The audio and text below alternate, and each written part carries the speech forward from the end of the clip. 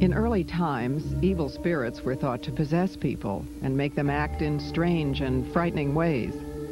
By the 1800s, the study of this hysteria led some doctors to believe one person could have separately functioning personalities. In this rare research film from the 1920s, a woman has different personalities who believe they are separate people. One is a male who is not comfortable in women's clothes. Another is a small child. The affliction has been known by different names but recognized for centuries. Today, it is called multiple personality disorder. A college student has many personalities, and one of them wants to kill her. A 40-year-old policeman has living within him a tortured child. But Dad, could you tell me? A wife and mother becomes a 5-year-old who is just learning to write her name. Why have they become tormented and broken into different personalities? What is the childhood pain that lies buried in the unknown depths of their minds? How can they search for the deadly memories that hold the secrets of their past and the promise of their healing?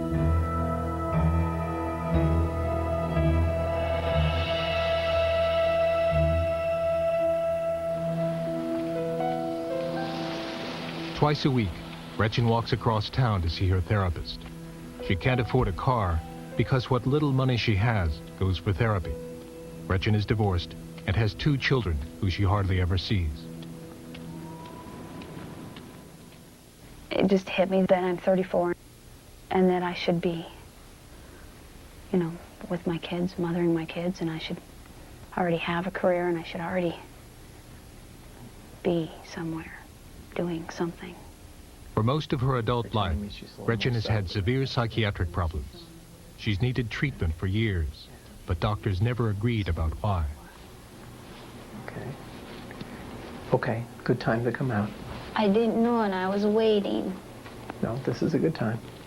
This is a good time. We were talking about anger. I know I don't. 2 years ago, Gretchen was diagnosed with multiple personality disorder. She struggles to function every day and is desperately trying to understand what is wrong. Gretchen's problems began when she was a child. I always felt different. I didn't feel like I was like everyone else or anyone else. And I thought I was crazy, and I would hear that in my head too. We are so good at hiding ourselves and appearing normal. I don't want people to think I'm crazy. I don't want to appear abnormal in any way. I want to fit in. All of these categories would be considered subordinate. Gretchen has returned to school to finish her degree. She is an honor student at a small college in upstate New York. Okay. Anything else? I want to clarify. I thought the subordinate was a higher, more general, and superordinate. Okay. I've got it backwards? You got it backwards. All right. Superordinate. Gretchen is also studying art and has classes in painting and sculpture. It's difficult for me in school a lot. Something occurs in the class, and we're instantly overwhelmed. I need to find a safe place. I need to run out of the room and find a safe place to be. When Gretchen is in distress, she switches to a personality that is emotionally stronger. If Gretchen's having a hard day, I come out and I go to class. I take exams. I study. And a lot of that's easier for me to do than it is for her. I just seem to pick up concepts faster. She gets so nervous and stuff. An aggressive personality emerges when Gretchen must be assertive and handle stressful situations. The personality, who goes by the name of myself, is often hostile and critical of Gretchen. She gets so overwhelmed that she can't think clearly. She becomes frightened. She becomes depressed and non-functional. She just doesn't function. She will just sit and do nothing. When others come out, I don't always know what's happening. What happens to me is I get pulled in. I feel like I'm just shutting down. I'm very far away. I have no conscious awareness of what's going on out here. Keep very still. When Gretchen switches to another personality, she is often unconscious while the other personality is in control. Sometimes she loses hours, sometimes a whole day. Gretchen communicates with her other personalities by writing back and forth in a journal. It's my writing myself. Each personality has a different handwriting. I requested when we started this that please, when someone is out, will they please write the date, the day, and the time, and where they were, who they might have seen. If they would please give me an idea of where the body's been. Because it was hard for me not to know where this body's been, to come out and find myself in a place or realize that half a day's gone. Did we go to class? Did we meet who we were supposed to meet? Gretchen is troubled by disturbing images and having feelings of uncontrollable panic. As Gretchen studied one night in the library, someone nearby began to clean with a vacuum. The sound caused her to panic, and she started to run. We tried to help.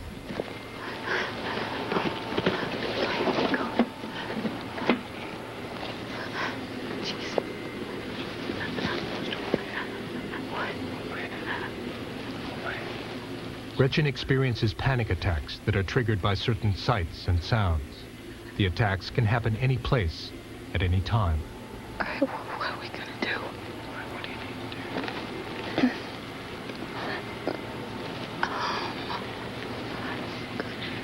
Can I go somewhere safe? Go somewhere safe. Hate, hate, hate, hate, hate.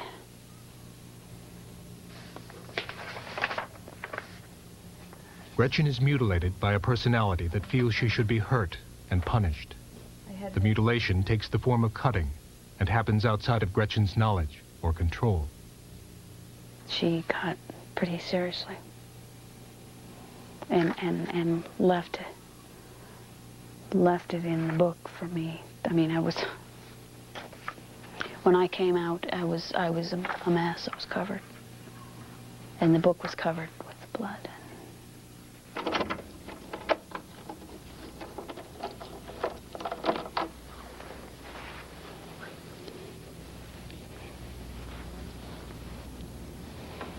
One night, Gretchen was working in the art studio at school when a destructive personality took control. She found herself with cuts on her arm and blood on her clothes. Gretchen returned to school to see what had happened.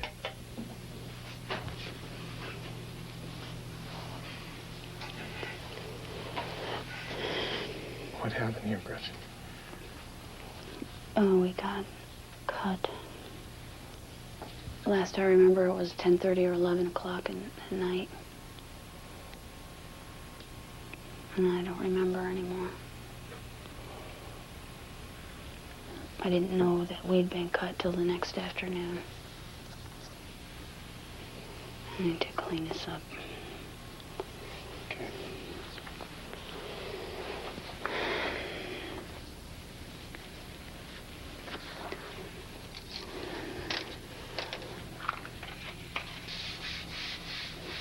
The mutilation has been happening for years. Hundreds of cuts have been inflicted on Gretchen's arm and on other parts of her body. But this cutting is more serious than most. Her life is becoming unmanageable and dangerous.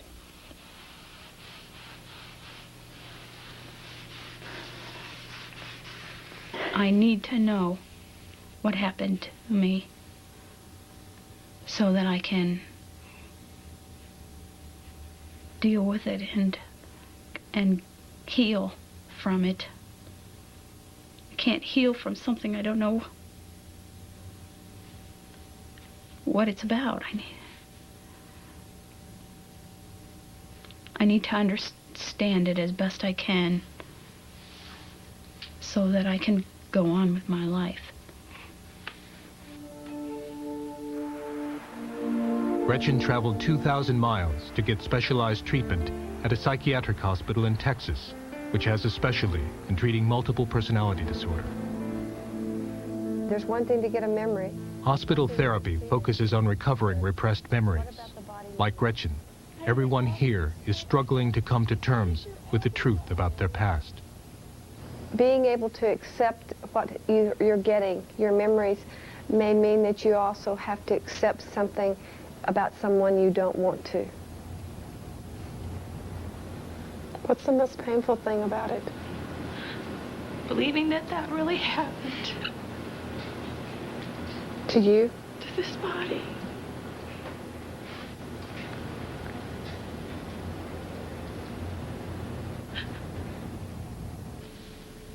I know I could hear the screaming in my head to run, but there wasn't anywhere to run. I was in a corner, I think. Except that I can see my body as a child, as it was as a... Gretchen explained her increasingly vivid flashbacks to her therapist at the hospital, who was Kevin Hinckley. You've been asking for a long time. Years. You've been asking inside to get memories, to complete memories, to know what's going on in there. And now it's happening.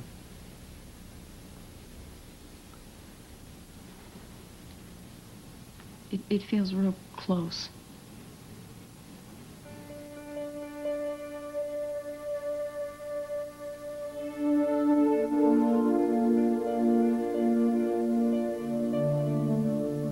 I've come to the point where I pretty much accept that something happened to me and that I was sexually abused. When I try to think that of who it might be, and I'm getting closer and closer to feeling like I may know who that might be, or it may probably be. That doesn't fit with what I know that I experienced, and that I saw, and that I hear, and that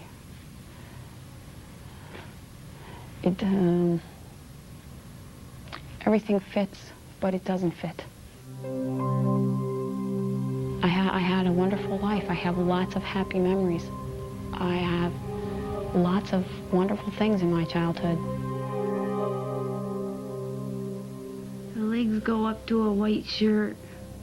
In therapy, personalities began to emerge who had experienced abuse that Gretchen herself didn't remember. Kevin asked questions to try and piece together what had happened. Is there a beard on the chin? No. No beard?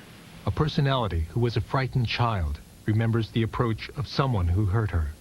If I get real small, if I get real small, nobody. The memories can see me became if I get increasingly real vivid small. and were experienced as if the abuse were actually happening.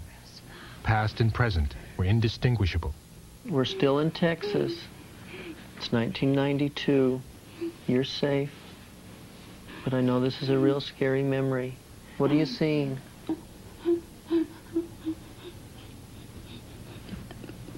Big hands, big Big hands. hands? What's happening with the big hands?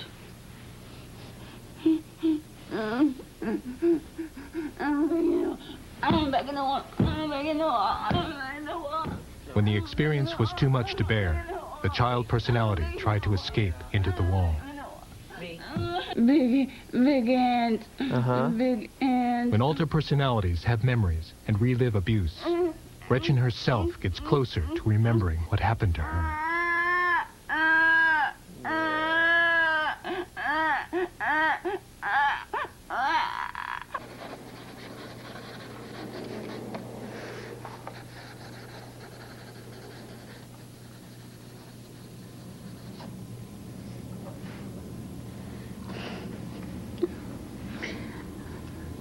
Who's here?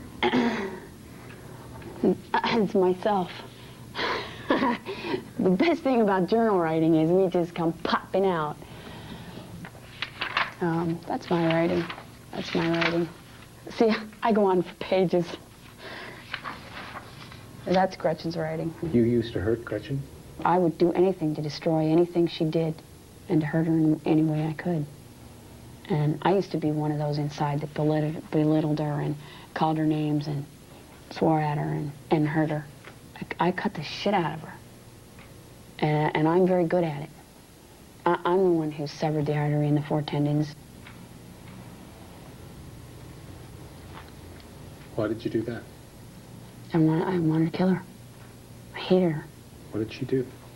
I stopped growing at 14 because that's when she began becoming interested in boys and dating and all of that. And I hated it. I didn't want any part of it. So I quit. I wasn't going to be any more than 14. Because nobody was ever going to touch me. And whenever that would happen with Gretchen, it would hurt me and I would hate it. I would hate her, and I would hate her for letting that happen. So I cut her. We have to be able to build Gretchen's self, her sense of her own control, her ability to resist the urges to switch, the urges to cut, the urges to have to mutilate. Gretchen's case was discussed in a hospital staff meeting where therapists and psychiatrists consult and make therapeutic decisions. I think she's experiencing a lot of anxiety because her body, she says, why is my head hitting the wall? Why is somebody cutting my arm? Is she aware of why all of this is happening to her physically? She's slowly coming to grips with that. One of the things that I've tried to have her understand is that internally she has a tremendous pressure that's going on. That there's a tremendous conflict between those inside that have carried the memories for so long who want other people to know what happened to them, and that they no longer want to carry these memories. There's a tremendous pressure for them to tell their stories about what occurred. Gretchen's memories were still blocked, and the impasse was beginning to affect the progress of her therapy. Other personalities needed to be reached so their memories could bring her closer to a cure. Gretchen was given a drug called sodium amytal, which acts like a truth serum. The drug helps break through resistance to remembering the past. Okay, how about that? What's the moving person? She was restrained because some personalities could be violent. The incident we were talking about yesterday, with Gretchen as a child in the corner and the legs coming in. What do you know about that? Yes, they're still there. Okay. Stay with the bathroom for a moment. Then what happened? They, Need everybody to stay in the bathroom this time. Let's finish this. They moved in the bathroom over to us. And then what? Then there was a penis in her mouth. Yeah. Yuck! Whose penis was it? I don't know. Okay.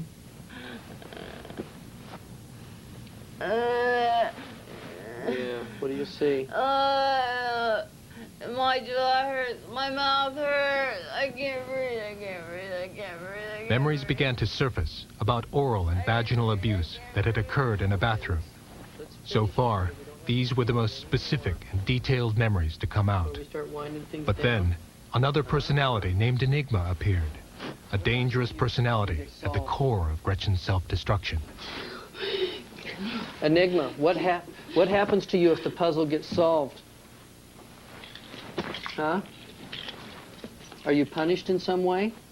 I'll kill her before you kill her! I'll kill her before you kill her! Guess what? The good news is I'm not going to kill her. There's no punishment. I'm not going to hurt her. And I have no intentions of killing her. We're going to keep her safe. And that's where I need your help.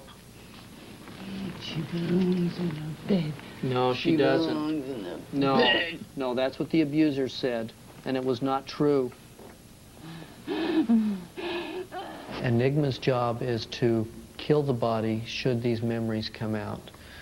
And you hear halfway through the interview her saying, I'll kill her before you do. makes me wonder if there was some kind of threat that says if you ever talk, we'll kill you. And this is kind of what I look like. That's about how old I am, that picture. She looks pretty happy. And on Gretchen was exhausted after therapy, so an untroubled child personality emerged. it's a picture I cut out. How old are you? I'm 8. We haven't had a very good couple of days. Everything's been, everyone's been up in arms. Yeah, what's been going on inside?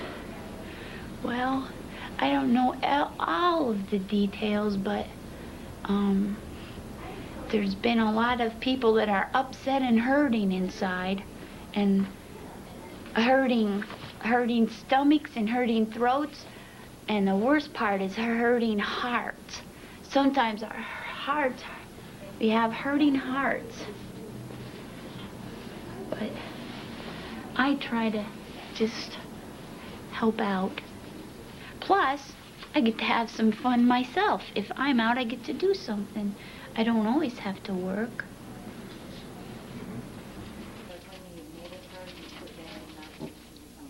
Gretchen was unaware of the memories that had been revealed in therapy. The next step was for her to learn about the abuse that had always been too painful to remember. She doesn't understand that it was small. Do you understand that? Everybody again. Tell him. I still think enigmas. As we walk through this, What of the others? pay attention to this, but also be aware of what's going on inside you, okay? Oh, man. Don't ask too much of me, Kevin. What of the others that also hurt?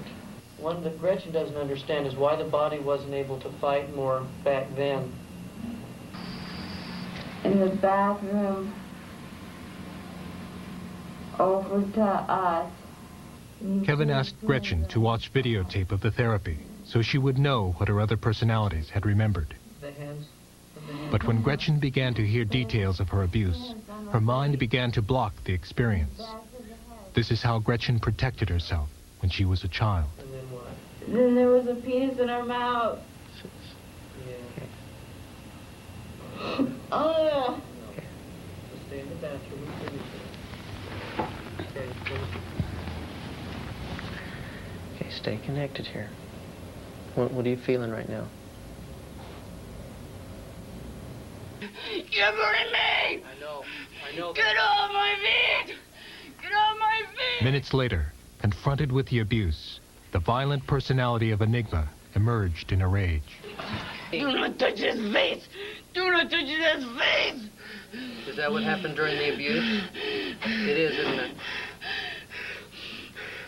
Go ahead, kill this body, Go ahead, kill this body. We shall always remain!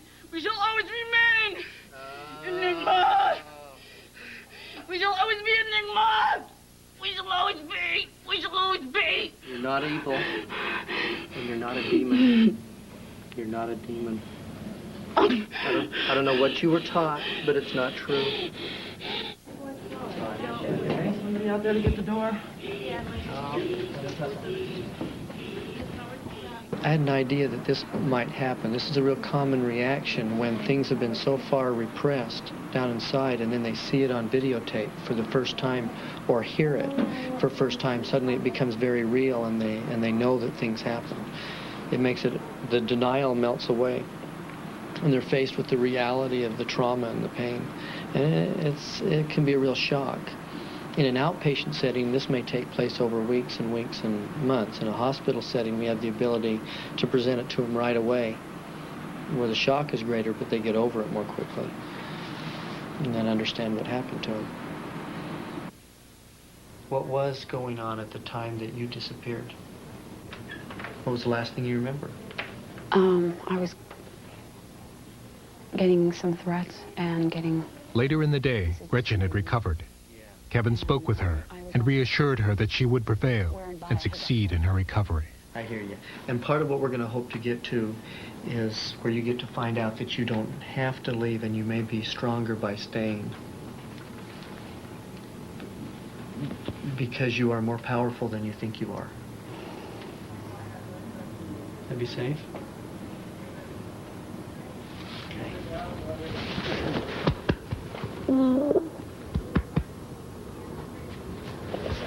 Thank you.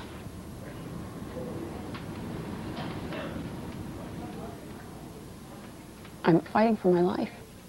I'm fighting for the survival of this body, and more than just the survival of this body. I don't want to just survive. I have been just surviving for a long time.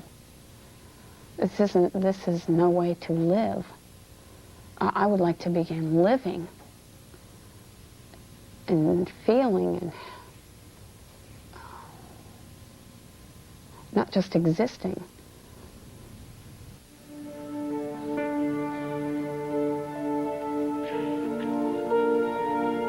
On the recommendation of the faculty, and by virtue of the authority vested in me by the trustees of the State University of New York, I hereby confer on you the degree of Bachelor of Arts with all the rights and privileges pertaining thereunto.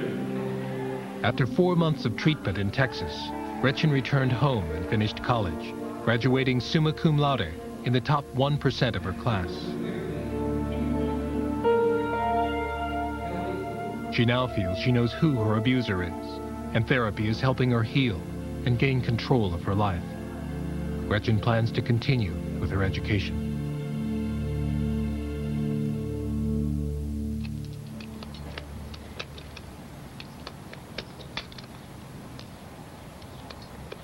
Who does the shooting?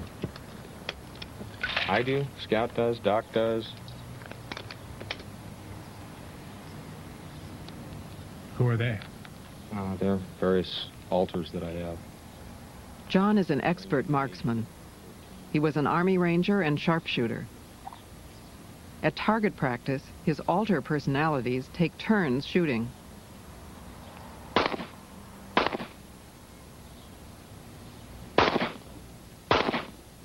John's personalities have different styles of firing a gun. Scout shoots from one knee. What is your function in the system with My John? function? Yeah. I act as the observer, the scout. How do you help John? Excuse me? How do you work with John? How do you help John? I give him the information he needs from time to time. The information that he's overlooked or has not noticed. 10-4, 0005. John shares his job as a police officer with several personalities who have different abilities. He switches when different police skills are needed and is always aware of what his other personalities are doing.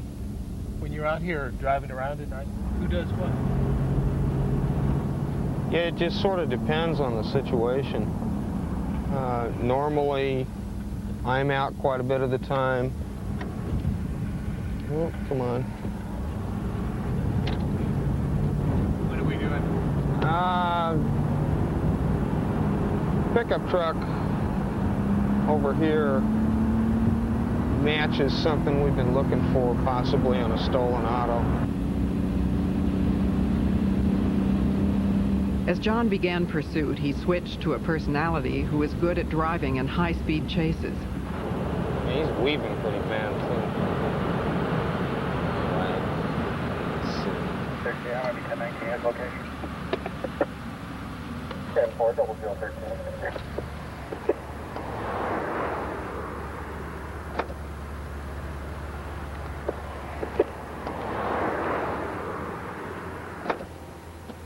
When the stop was made, there was another switch, and John returned to confront the driver of the truck.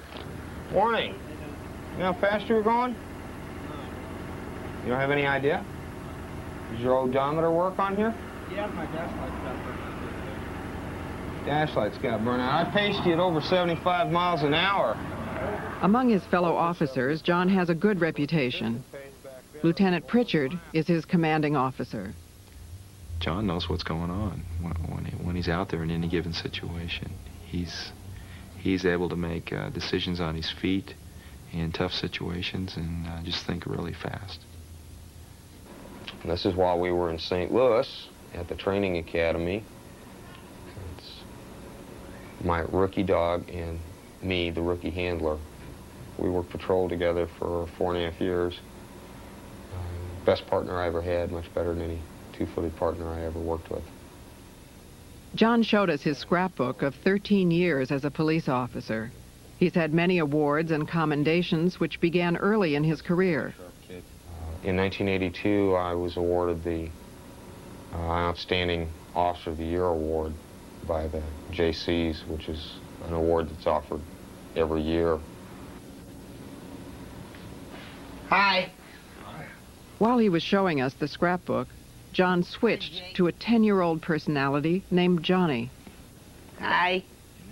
John had trained his dog to stay out of the living room, but when he switched, the dog entered, sensing that his master was no longer present.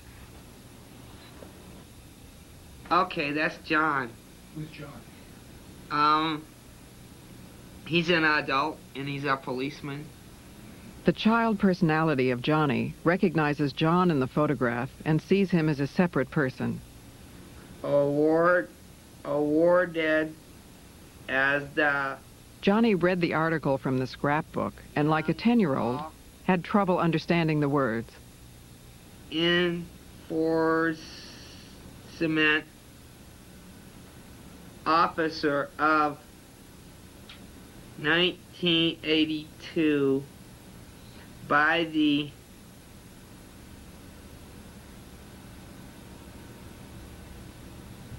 I don't know, Jakeys?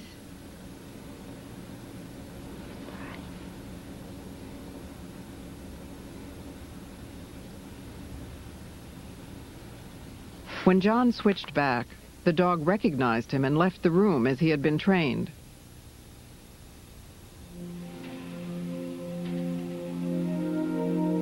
John has been divorced 3 times and now lives alone. He's had problems with depression and unexplainable mood swings, especially controlling his temper. John used to have a drinking problem, but has been sober for years. Did you ever go back after him?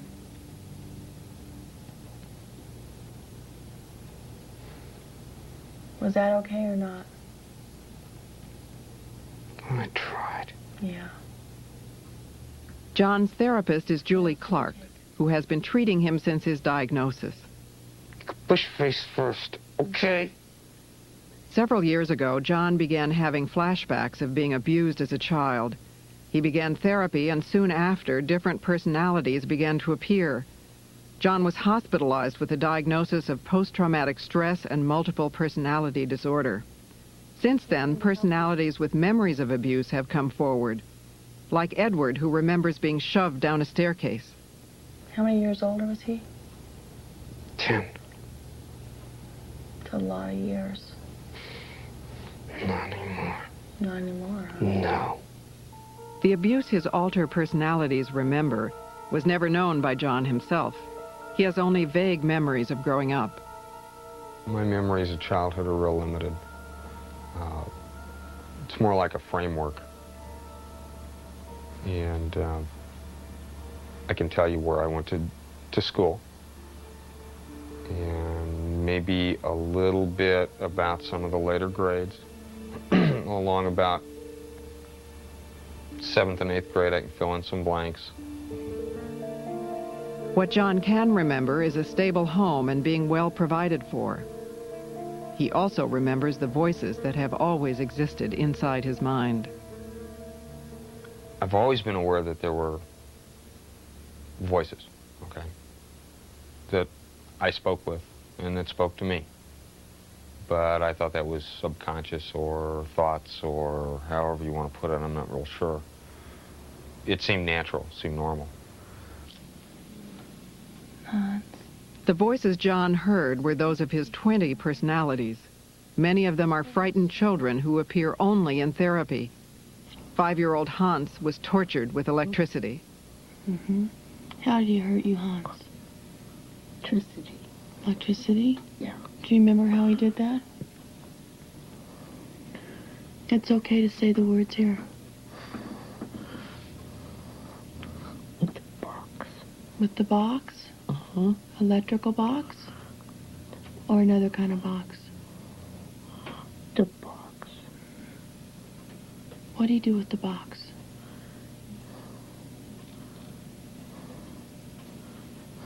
You only have to see it for a few minutes.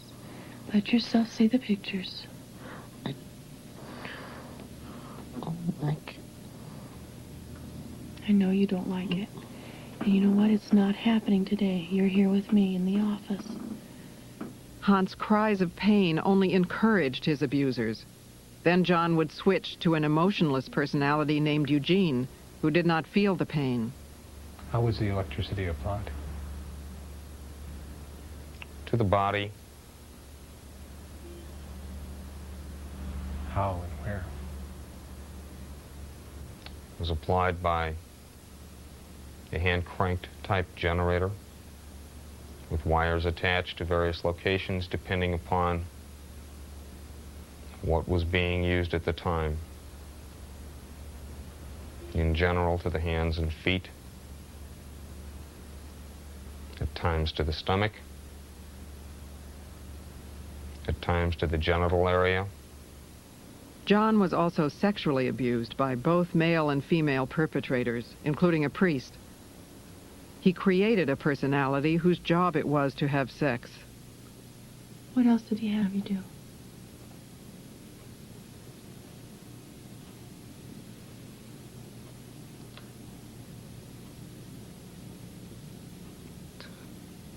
To lick it. To lick it?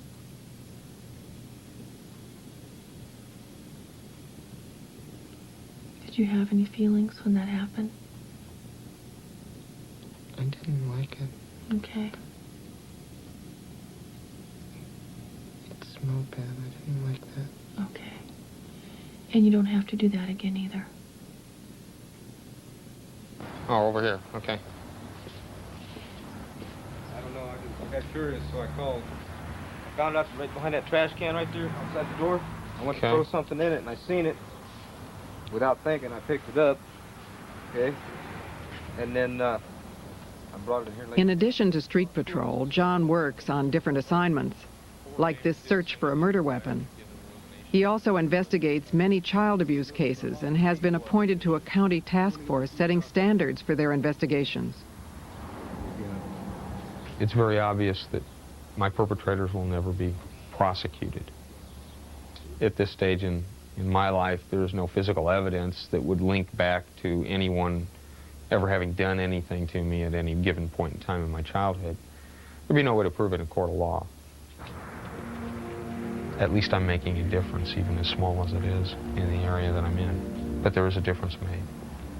And maybe there's one perpetrator out there that will go to prison and he'll be known, or she'll be known. And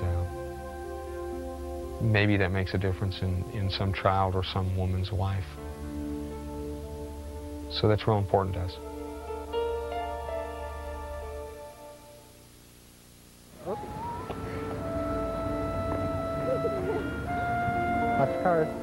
On a Saturday morning in a large northwestern city, Barb and her family are shopping for groceries.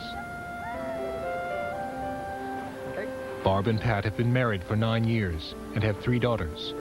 Today they're with Hannah, who is 9, and Lori, who is 6. This isn't what you want, huh? Pat is off work on weekends from his warehouse job, and Barb manages their household. I know you like candy, but that's not what we're buying today. Okay, well, you guys get to pick 2 cereals, so you each get to pick one. Stop. Let them up.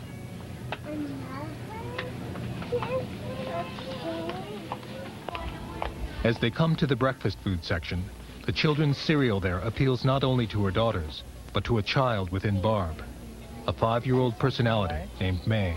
What would you like?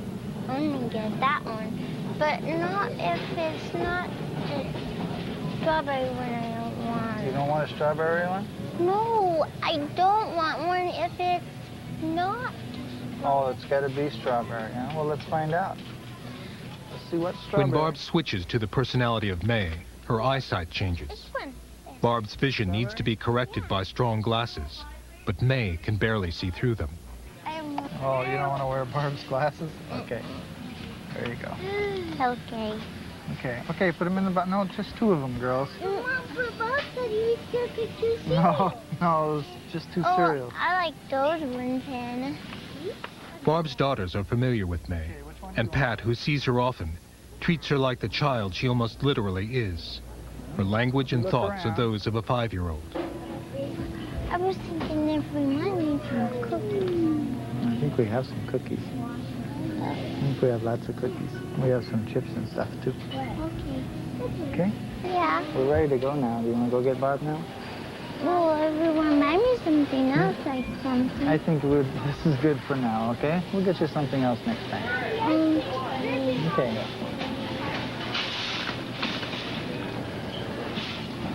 Here you go. She didn't want to wear them. When Pat and Barb were married, Barb had been in therapy for severe depression, but no one suspected that she had other personalities. Well, we were in bed one night, and she woke me up because she wasn't sleeping. She was sitting in bed, and I sat up, and she asked me who I was. I said, I'm Pat, I'm your husband. And she says, I don't have a husband, I'm only 9 years old. What are you doing in my bed?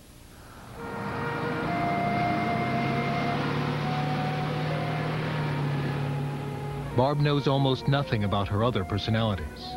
Her mind protects her with amnesia from knowing things that would be traumatic or upsetting. Barb is now 34 and has virtually no memories before the birth of her children. What is your first memory? My first memory. Clear memory, something that I really know is a memory. I guess it would be when Pat and I were driving in the car. We were on our way to a Lamaze class, which he usually slept through. And we were trying to come up for a name for the baby. And all of a sudden he said something about his grandma Hannah. And I said, that's the name. That's the name I want to name the baby. How old were you? 23.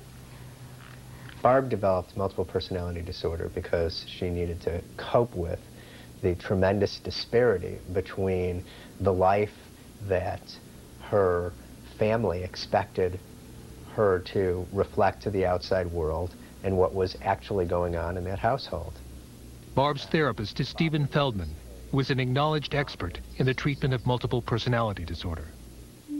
Her father was a prominent, successful dentist. He was a professor at the university. He had a flourishing private practice. Her mother was a professional, and for all intents and purposes, they were the model family. But Barb's family was profoundly troubled. Notes from a psychiatrist who counseled Barb as a child suggest that her home life was chaotic, and that Barb's mother dealt with the family's problems mainly by denying they existed. Barb developed an ulcer, and when she was 13, had the first of several abortions performed during her teenage years. I think that she was tortured for years and years and years. I think that she was physically abused, sexually abused, psychologically abused. Her father was a very sadistic and horrible person. I've got something in my pocket that belongs across my face. I keep it very... Barb's amnesia for her childhood enables her to live free from the burden of her past. But her abuse is not really forgotten. Those memories exist in the minds of her other personalities. Personalities who lead different lives. When an alter personality takes control, Barb may disappear for days at a time. She finds herself far from home, occasionally in other states, and once in Canada. When this happens, Barb experiences a total loss of time.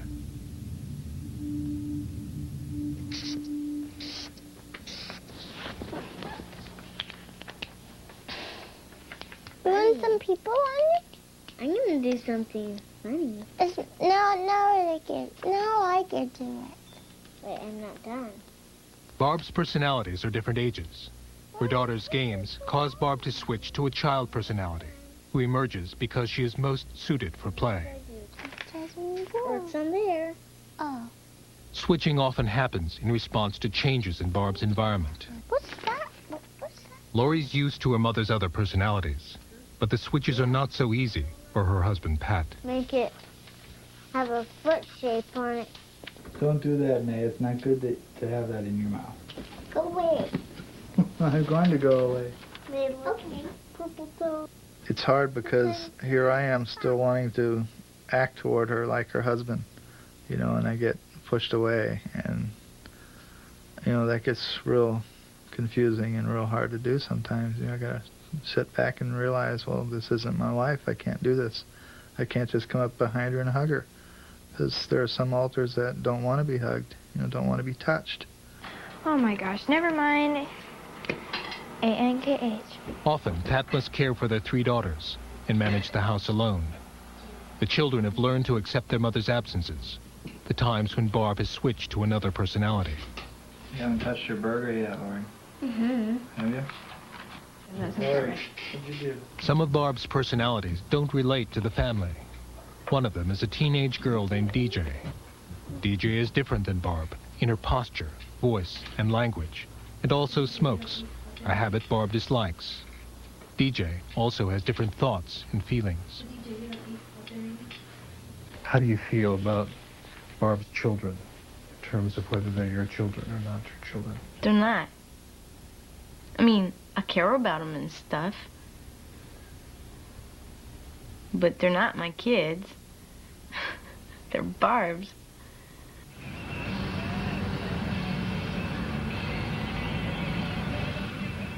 DJ emerges when Barb needs to drive, because driving makes Barb nervous. DJ is emotionally stronger and has memories that Barb doesn't. Memories of abuse. He's a dentist, right? And he'd drill on her teeth, drill on other parts of her body with his dentist drill. Beat the shit out of her, you know, kick her and shit like that. When Barb couldn't run from her father, she escaped into her mind, leaving another personality to experience and contain the worst memories of torture. Like burned up. Burned. Kitty. He burned up a kitty? Was it your kitty? It was my gray one. It was your gray one. The emotional pain that Barb experienced as a child is isolated in the personality of 7-year-old Audrey, who is locked in the past. Now, close your eyes. Now, you know that I'm holding your hand right here in this room, right? And I wasn't there when you all were really little and Roger was there, was I? I wasn't there. So, if I'm holding your hand, then you have to be here in my office with me, don't you? Okay. Many of Barb's personalities are involved in therapy, but some are resistant and difficult to deal with. I don't get a fucking thing to say. The last time when you were breaking stuff, you said when you start hearing all those things going on inside, all that chaos going on inside, that it makes you do that stuff to try and quiet everything down. I don't want to talk about nothing. Why? Because I don't. Why? As a small girl, Barb was physically unable to fend off the abuse. And because she knew that boys were stronger, Barb created male personalities who could fight. Devin is a teenage boy. Why don't you just fucking leave me alone?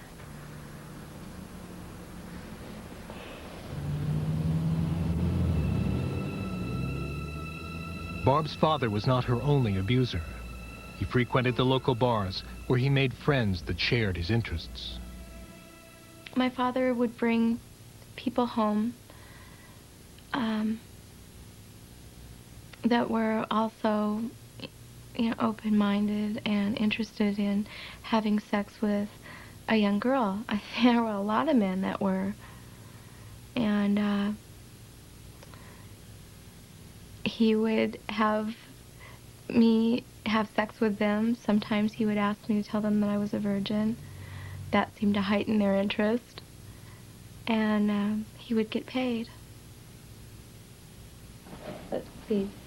This is more her style of a tank top. Okay. Okay, is mine. Barb created a personality which made it easier to tolerate her abuse. A personality with different feelings about her body. And what's your name? Carrie. When Carrie is out, there can be serious problems. She feels no responsibility to the family and has caused difficulties for years. Very different. There's always been money missing. You know, and it's always a couple of $100 at a time, or I had $600 disappear once. And, I mean, the only thing, it was obvious to me that she spent it, but at the time we didn't know she was a multiple, and she had no explanation. I mean, I had to believe her when she said she didn't know, because it was just too obvious from talking to her that she really didn't know what was going on. Apparently, the police have already called Barb and told her that they had gotten reports from like 17 different businesses on return checks and were concerned. And I still don't know what's going on with that. I haven't talked to anyone myself about it. All right. Unknown to Barb or anyone, Carrie has written $1,500 worth of bad checks, money the family doesn't have. Pat is trying to get a loan from his credit union to pay the debt. You have a headache? I'm sorry. Been resting a while? We got another thing from a credit place. From a collection agency? Yeah. What check was it for? I don't know, I didn't look. I know you had an appointment today, didn't you? Muffin. Hey, sweetie. How are you? Fine. And there's another little muffin. Hey, cutie. Where's my kisses? Where's my kisses? How was school today? Come on, you. Good. Mel, too? I have 3 girls that love Mel. That evening, we checked back with the family. Pat got the loan and was able to make good on the bad checks. And in another room, Barb had switched to Carrie again, so we were able to talk with her about what had happened. What happened to the money?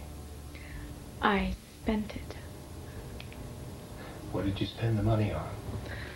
I bought clothes and perfume and jewelry, and I just had a good time, whatever I wanted. Ate wherever I wanted to eat. Yeah? Yeah. Why? How would you feel if you were in my position? I don't know. Tell me one more time what your position is. I'm stuck here. I don't have a life.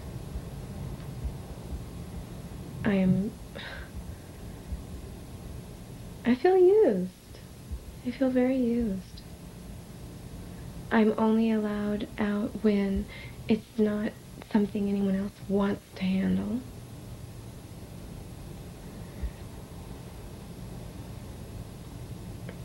It's really not fair.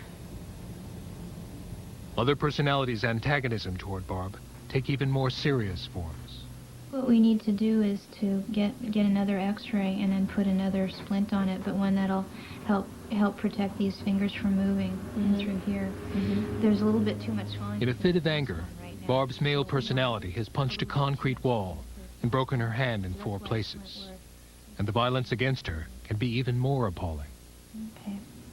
I don't know how it happens. I just find burns on my face, and they'll large blisters, and it's so painful, you know. Burns really hurt. Barb's mutilations by other personalities are acts of self-hatred and self-punishment for being abused.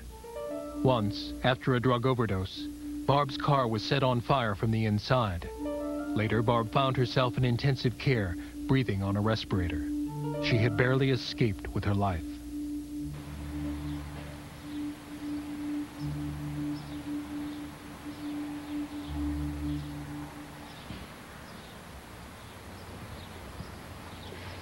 We were with Barb and her family when a dangerous time had come again. All her personalities were threatening to kill her, So Barb decided to seek protection in a psychiatric hospital. You just move over. You can sit down. You can sit here.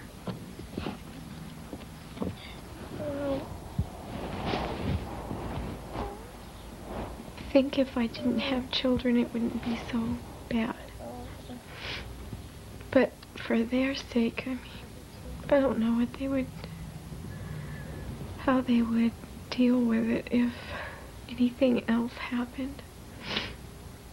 I don't know how they've made it as far as they have and come through as well as they have.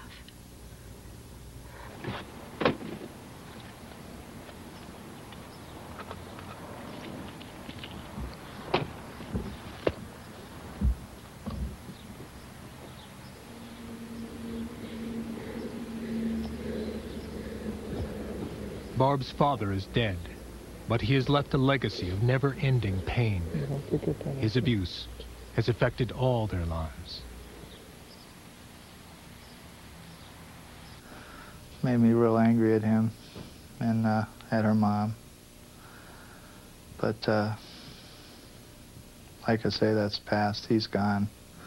You know, we got to let all that go and just work with what's left. He destroyed her. We got to put her back together. It's terrible. Terrible thing he did. I just wish he was here to, you know, to pay up.